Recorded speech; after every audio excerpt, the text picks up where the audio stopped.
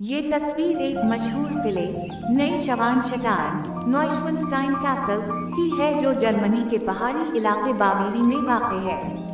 ये किला 19वीं सदी में कुंग लुडवग दोवम ने तामीर करवाया था और ये अपनी शानदार ख्याली तर्जी तामीर और परियों की कहानियों जैसे नज़ारों की वजह से मशहूर है।